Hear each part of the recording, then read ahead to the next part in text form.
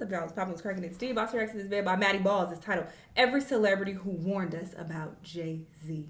Okay, I know people were on Jay-Z's head for a bit saying he about to be the next Diddy. But then that story happened where the lady was proved to be a liar, and now people have kind of eased up off him a little bit. But there's still been people who have, warned us about him, and people still are saying, something's going to come out. Who knows? We'll see as time passes, but let's see what celebrities are on here. Let's watch. Following all of the Jay-Z accusations and people looking into his association with people like P. Diddy, a lot of fans have been looking into what other celebrities have been saying about Jay-Z over the years and seeing if any of it correlates with the recent lawsuit. And there have definitely been some strange happenings from Jay-Z over the past few decades. So today we're going to be looking into every celebrity who tried to warn us about Jay-Z, starting off with Dame Dash. Real quick, I do want to clarify everything in this video is like speculation from the fans. Since after the recent lawsuit, everyone's been looking at him a little bit differently. Really what we're going to be looking at is things other celebs have said about Jay-Z that seem a little suspicious after the But to be honest, I'm not going to put nothing on this man. I don't know what he got going on, but usually where there's smoke, there's fire. You got too many people saying something, usually there's something there. Nobody is just picking on an innocent person, in mass numbers. That usually doesn't happen, so interesting.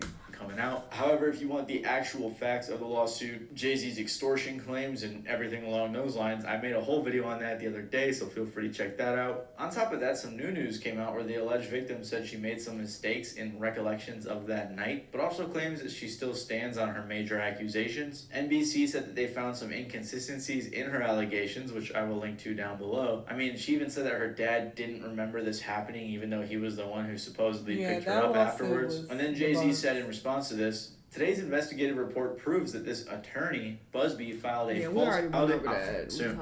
Everyone talked about all the allegations when it came out, but I haven't seen anyone talking about this. Regardless, just wanted to inform you all on that, and let's continue with the video. Dame Dash was once a close friend of Jay-Z who has been saying for a very long time that he doesn't think Jay is that great of a person for a variety of reasons. The main one being Jay-Z's cutthroat business practices. When Jay was on a come-up, him, Dame, and Kareem Burke created Rockefeller Records back in '94, and Dame was acting as Jay-Z's manager / business partner. Rockefeller started going crazy with Jay-Z's albums doing big numbers, his Hard Knock Life tour grossing $18 million, and then eventually signing artists like Beanie Sigel, Cameron, and of course Kanye West. But there were some issues going on behind the scenes. Rockefeller was under a label called Def Jam, and they renewed their contract with Def Jam in 2004 for $20 million.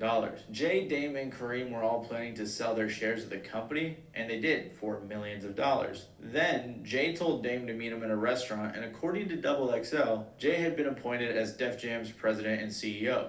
The remaining 50% stake in Rockefeller had been sold to Def Jam, and Dame viewed Jay's move as the ultimate betrayal. Basically, Jay-Z took over Rockefeller by becoming the CEO of Def Jam without Dame's knowledge. Dame said in regards to the incident, "Go ahead and take the money and the job, but don't take Rockefeller with you." Dame also said that Jay said it was just business. According to Dame, "We were always supposed to be about more than business. Jay especially. I did everything I possibly could so that he didn't have to raise his voice. He just had to whisper something in my ear and I'd take care of it. The people I fought with to make money for him, Larry Cohen and Kevin Liles, he's made friends with. He hangs with Puff now. It's like if your brother leaves you." Clearly, Dame understandably felt very betrayed by this business move, and he lost millions of dollars because of it. Jay-Z also had his legendary beef with Nas back in the early 2000s around this time, and before this even happened, Nas called out Jay-Z's character saying something similar by saying, "What's sad is I love you because you're my brother. You traded your soul for riches." And Dame Dash seems to share this sentiment. But this isn't the only time that Jay-Z has been accused of some really shady business moves. In the last few years, Tory Lanez was sentenced to 10 years in prison for his very high-profile case where he allegedly shot Megan Thee Stallion. But recently he's come out filing an ethics complaint against his former lawyer Sean Hawley, suggesting that she wasn't actually going to bat for him. And this is because she supposedly had ties to Jay-Z's Roc Nation. Roc Nation is another one of Jay-Z's many companies, and to this day it's still owned by him, which is interesting when you hear what Tory Lanez is alleging Roc Nation did. Before all of this went down, Megan Thee Stallion signed to Jay-Z's Roc Nation. Tory Lanez was saying that his lawyer lawyer, Sean Hawley, was connected to Roc Nation. Part of this is because she loosely inspired the show Reasonable Doubt, and she was also a producer on the show. Reasonable Doubt is also the name of Jay-Z's first album. In the series, it featured the remix of Megan Thee Stallion's song Savage, which features Beyonce, who obviously is Jay-Z's wife. So Tory was basically trying to say that his lawyer's connections to the show, Meg, Beyonce, and possibly even Jay-Z and Roc Nation were impacting his case. According to Vibe, the Toronto Star also believes Hawley was acting under Roc Nation's orders when it was suggested that he accept a plea deal, which he declined. Hawley also stepped away from Tory's defense 5 days before he was found guilty. In response to Tory's claims, she said, Mr. Peterson, which is Tory's real last name, brought these meritless claims to the state bar over a year ago, and they were summarily rejected and the matter was promptly closed. His actions to publicize this failed effort are likely tied to the appeal of his criminal conviction, for which I wish him well. I have never had business ties to Roc Nation, and Roc Nation has nothing to do with the television show Reasonable Doubt, which I co-produce. Basically, Tory had this whole conspiracy theory that Jay-Z's Roc Nation, since they were partnered with Megan, was trying to get her out of this situation, and then that's where the lawyer comes in, and I guess she screwed him over. In response to this, according to Vibe, a reputable source told them nobody on Jay-Z's team or Roc Nation had anything to do with this Reasonable Doubt show. I don't know if they're conflating the fact that Jay has an album called I had this ex a while ago, and I remember we got into this argument because he kept saying reputable, and I'm like, it's reputable. He kept telling me I was wrong. You don't know what you're talking about. Oh, you think you smart because you graduated cum laude, da, da, da. You think you know everything. Like, you want to look it up? We could just look it up. It was just such a stupid argument, but he was so annoyed that I corrected him. But I feel like when you correct people, it doesn't have to be rooted in, you know, you're trying to embarrass them, or I'm just trying to prevent you from looking stupid in the future from saying this incorrectly. I want to help you. Is that so wrong? But he was so pressed by that, and I'm like, I'm not trying to make it seem like I'm so intelligent or that I'm even smarter than you. That wasn't the claim at all. I don't know why you so pressed about it. It was like this, he made it to this big argument. I'm like, it's not even that deep. Let's move on. We don't even have to keep talking about this. But he kept going on and on about it, and I'm like, bro. Anyway. Reasonable. So him saying it that way just made me laugh and think of that. Out, and maybe that's the connection they're drawing. But nobody had anything to do with that show the lawyer was a part of. Even if they did, it has absolutely nothing to do with the case. The case doesn't involve Jay or Roc Nation. Megan was the victim, and Megan is managed by Roc Nation. It's so left field. So this is definitely a very interesting theory pertaining to Jay-Z's shady business practices, although it doesn't have much grounds. But these were not the only type of claims that people were making about Jay-Z. If we take it back to Dame, in regards to Jay-Z's involvement with Diddy and the recent allegations, Dame said, as much as he's been unfair toward, or not unfair, the way he'd be f***ing with my money, I want to hope that that's the worst that he's been doing. I would never want to hear, like, Jay at the freak-off party. Oh. That's crazy. It would be such another big blow for hip-hop. Regardless of what, perception-wise, Jay-Z is also a pillar of hip-hop. And if anything bad happens to him, then it's really going to look crazy for hip-hop. What do you think about the way they're portraying Jay right now? You know, to be honest, I really hope, like, the things that they're saying are, like, they're terrible. Like, I'd be like, yo, it's hard for me to even think that any of those things can be true. I don't want them to be true. Like, you know, they say they're going to pick him up next year. I don't want to see that man go to jail. What seems to be the most damning thing that Dame has condemned about Jay-Z was his work with R. Kelly. People believe that over the years, Jay-Z's connections to R. Kelly and P. Diddy mean that he at the very least knew about some of the stuff they were up to and possibly was even involved. On top of that, Jay-Z was also around Aaliyah and R. Kelly, who were married when Aaliyah was only 15. Jay-Z and R. Kelly had collaborated on 2 albums and even did a tour together in the early 2000s, and their close relationship has a lot of people thinking that Jay knew what R. Kelly was up to, which, if you didn't know, was multiple cases of SA. Even Nas, who, to be fair, like I said, had a huge beef with Jay-Z, said that Jay-Z knew of what R. Kelly was doing. In a 2002 interview with Wendy Williams, Nas said that there was no way that Jay-Z didn't know what was going on. I've seen you have girl come in the studio and shoot R. Kelly's rap. I've been in his cipher and seen it go down. You seen it go down? Yeah. been around R. Kelly. I pay for that, brother.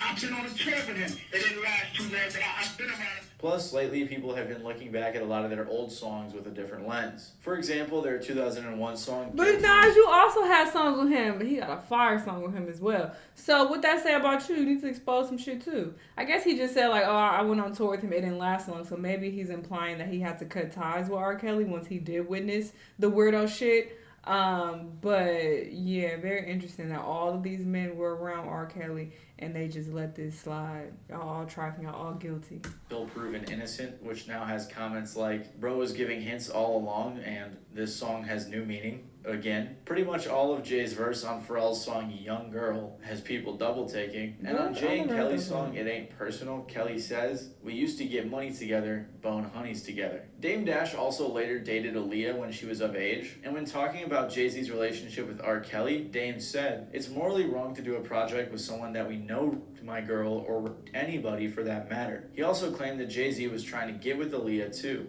Because Jay was trying to get at her as well, and I didn't know. And then it got brought up, and I was like, fuck both of y'all. But it never worked out for them, and we were both like trying to get at her. I kind of eased up, but then we ran into each other. It's a long story. So you and Jay was both getting at Aaliyah, obviously. Everybody was getting at Aaliyah, bro. Right. So undoubtedly there was some shady stuff going down in their circle as both Diddy and R. Kelly were friends with Jay, and it's possible Jay knew of some of the stuff that was going down. Recently in an interview with R. Kelly's former cellmate Ronnie Bo, it was also even alleged that Jay-Z wanted to have R. Kelly killed. Apparently Kelly had no real proof, but he insisted to Bo that Jay-Z had a price on his head. This is because of their collab album The Best of Both Worlds, which Bo claimed Tupac was supposed to be on instead. Apparently after Tupac was killed, Diddy wanted Biggie to be on the album, but he passed as well, which led to Jay-Z taking the spot. And so Jay-Z was on the rise and trying to fill in the shoes of Big and even Pac. So Jay-Z felt like if he was able to do the best of both worlds with R. Kelly did, it would put him where Big and Pac was at, you know what I'm saying? And that's what he was striving for most of his career until he felt like he had exceeded their success. Then in 2004, Jay and Kelly teamed up with another album which they toured with. Just weeks in, when performing at Madison Square Garden, things went south. R. Kelly ran off stage out of nowhere claiming there were men pointing guns at him. And when Kelly finally made his way back towards the stage, Jay-Z's close friend pepper sprayed him. After this incident, Kelly was removed from the tours, so in response he hit Jay-Z with a $75 million lawsuit for breach of contract. Jay-Z clapped back, countersuing Kelly for $65 million. Bo said that around this time, Kelly felt like Jay-Z was really trying to position himself to be at the top. Kelly even said he was getting death threats, which he believed came from Jay. Although I will say this is like a really unsubstantiated section, because Kelly's cellmate doesn't really have any proof. This is just things he was saying. There's no one else that corroborated this. So this little chunk here is a lot more of a fringe theory. Another person though who was deeply involved in the industry and seemingly was offering some insight was 50 Cent. 50 Cent also commented on this situation a few times, which at first had people thinking Jay-Z was guilty. This is because of the things he said on Instagram after Diddy got caught. Like when he said, "Anybody seen Jay?" Puff said he ain't been answering his phone. This is because around this time after Jay-Z got caught and all this new information was coming out, Jay-Z was not saying a word. After this, 50 went on some interviews speculating that the people who weren't talking about the Puff situation were only quiet because they were involved. So you have something huge coming up, which is a documentary about P. Diddy, Puff Daddy, P. Diddy. Yeah. Did he do it, right? Yeah. I know you've been heavy on social media talking about it. He did it. And I'm the only one who's been vocal about this long before it actually. Oh, you've been saying this for a long time now. And then no one was, they're just, why is he saying this? And now it's coming out like crazy. But I also didn't participate. I also didn't go to those parties. Yeah. So a lot of the celebrity culture that you don't hear saying anything is because they participated. Which, after him pointing out that Jay-Z was quiet, fans assumed that the two statements were connected. After Jay-Z was actually named in the lawsuit most recently, 50 said, "Okay, I don't know what's going on, but are we still gonna have the Super Bowl? I'm just asking for a friend." And after Jay appeared alongside his family on the red carpet, shortly after the allegations came out, 50 posted saying, saying. Jay said, they said at the kid, everybody get dressed. We going to see Mufasa. LOL. If that wasn't enough, he added another post, which was a AI video of Diddy and Jay getting arrested. And after posting it, 50 said, I wanted to post this, but I'm afraid I'm going to get shot. LOL. With all of these statements from 50, a guy who's been in the industry for decades, a lot of people really thought that Jay-Z was guilty, or at least thought that that was what 50 was implying. But it seems like 50 was just joking around a little too much. This is because on an interview with Big Boy, he wished Jay's family well and spoke on the media craze. Do you ever feel like, man, like there's just so much gotcha that goes on? Yeah, I mean, look, right now, it's not. We live in a climate that it's not even what you did. It's what they said you did. Right. Right. So it's like the damage is already done by the allegation itself. So you can answer that. Like when they say extortion, that means if they've made an amount big, if they talk settlement or settlement notices that had an amount in it, it feels like extortion. Right. Because you know the damage it does if it does come out public. And in his most recent interview with Flagrant, 50 has actually been chilling on the jokes and has been pretty real about his thoughts on Jay-Z, almost pretty much defending him from the media. When you see the new lawsuit coming with Jay, the part with Jay, I go, oh shoot, like, then I think about it, I go, that had to be there. So when I was saying that he was missing, he just wasn't actively being out there because they was dealing with that. Wait, do you think there's truth to the Jay thing? There's no way. Look, like if you say, I have this thing where I'm conflicted when it takes you 20 years to remember something happened to you. Yeah. 50's original issues with Jay trace back to a record-selling battle between 50 and Kanye, who obviously was Jay-Z's artist, and 50 said if he lost, he'd retire. Eventually, he ended up losing and going back on his word, but 50 later claimed that Jay-Z had influenced the results in an attempt to retire him. There have been some subtle jabs here and there. For example, with Jay-Z allegedly trying to keep 50 out of the Super Bowl halftime show. And maybe You've been insinuating Jay-Z a little bit. Yeah. Like you've been saying people are gonna come for him a little bit. No, I thought he would do funny, funky stuff like the Super Bowl. Like it was now okay for me to be at the Super Bowl. Oh, he tried to cut that. Yeah, he didn't want me to. Well, they worked to make like there was an issue with me in the NFL that doesn't exist. And so he did the corporate way of trying to keep you down. Oh, it's not me, it's them. It's them. And then when M says he's not gonna do it if I'm not there, let's go. Yeah. But until now, it's been mostly light. And another person who has made some claims and backed up this idea against Jay-Z is Lord Jamar. Lord Jamar is a rapper, DJ, actor, podcaster, and is generally involved in the music industry. Jamar said in an interview with the Art of the Dialogue podcast, before Jay-Z was named in a lawsuit, that he thought Jay-Z's silence after the Diddy stuff, coupled with how young Beyonce was when they got together, was strange. Yeah, you're right about that. 50 going at Diddy hard, man. But how you feel about the people that's saying Jay-Z is next? Yeah, but I have been hearing that a lot. You know, I'm not gonna lie. When certain people get to a certain level of fame, I don't know why, but you start to hear little about certain people sometimes. And I don't know how many people are really exempt from it. Have I heard little about Jay-Z? Yup. But then, if we be real with ourselves, it was kind of abnormal when he got with Beyonce. Like, she was pretty young when he got with her. There's rumors that he was messing with Foxy Brown when she was pretty young. Why was he saying it like that? You know, so there's a lot of those rumors around. Jamar didn't make it seem like Jay was 100% guilty of the things he's been accused of or the current lawsuit against him or any of that, but he was given some leeway to the rumors. And that's what most of this stuff about Jay is. It's just rumors and speculation from the fans. I think the most damning thing that they have against Jay-Z is the fact that he was pretty close with R. Kelly and Diddy back when they were allegedly doing all this stuff. I mean, even Nas said that there's no way that Jay didn't know what was going on. But maybe he wasn't involved. Maybe he was just turning a blind eye to the terrible things they were doing, which isn't much better, but there really isn't any way to know until the courts dive deeper in their investigations. Dame Dash seems to be one of the main guys calling out and supporting a lot of these theories, and he also said that Cat Williams was really looking like a fortune teller. Jaguar right and all. Why are the people that are looked at to be imbalanced are saying these things and they're all happening? And if you want to hear me go deep, some of the things that Dame Dash has said though over the years have painted him as a hater, so it is hard to, believe what he's saying as well. He doesn't seem the most credible at times. But yeah, it's a whole lot of alluding to Jay-Z being a weirdo, but nobody is coming out and saying like specifically what he's done. They're like, this looks shady, he's associated with this bad person, da da da.